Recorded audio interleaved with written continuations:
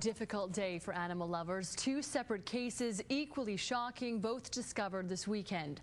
The first, a terrible case of animal cruelty in Ponoka. A cat found hanging from a downtown light post, and officials believe it had been there for some time. A store manager called the RCMP after a customer first noticed the cat outside. They say the animal had wire strings tied around its neck, securing it to the light post about 5 meters from the ground. As I was removing the animal from the light post, passerbys were commenting. A lot of civilians were very upset about what they were seeing there. So it really kind of tears at the heartstrings of people, especially pet owners or people who have an affection for animals. And from this Edmonton home, police say they found 41 cats dead inside 2 freezers. 20 more cats were found living inside the home. The discovery made accidentally as police responded to a break and enter. The cats have been seized. Social services were also brought in to take a child also living in the home. Investigators believe the cats were killed by an airborne disease and that the woman froze the cats because she couldn't bear to part with them. So far, no word if any charges will be laid. Now, it's those very laws that animal lovers across the country are protesting today.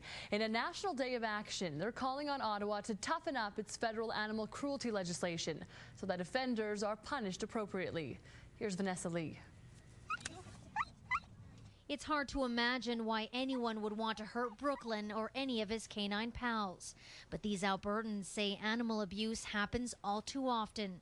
And it's time for people to stand up for those who don't have a voice. The shirt says, "I protect you, please protect me." Meaning exactly that dogs would lay down their life for us, and yet we have nothing in return for them. Nothing. It's very sad. That's why a petition has been started, which calls on Parliament to reject Bill S-203. Legislation this activist calls weak, making it difficult for the courts to convict animal abusers. The only change that S-203 is going to offer is increasing the fines, financially and jail time. There's virtually no protection for wildlife or strays.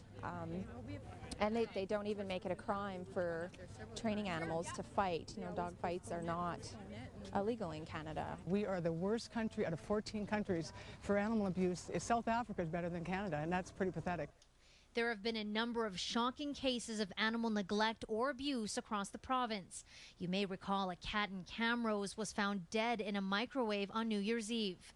A lab border collie named Daisy Duke was dragged behind a car and left to die on a Didsbury street in October of 2006. And most recently, horses were found starved to death on a farm east of Edmonton. Currently, the maximum fine for any of these offenses is 6 months in jail and a $2,000 fine. This guy that did this with these horses in Alberta, chances are he won't be prosecuted because they have to prove that he willfully starve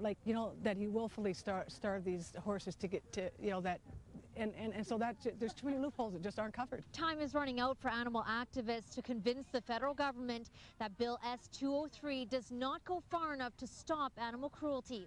A free vote is being held in the House of Commons in a few weeks. Vanessa Lee, Global News. Similar rallies also taking place in several cities across the country, including Toronto and Montreal.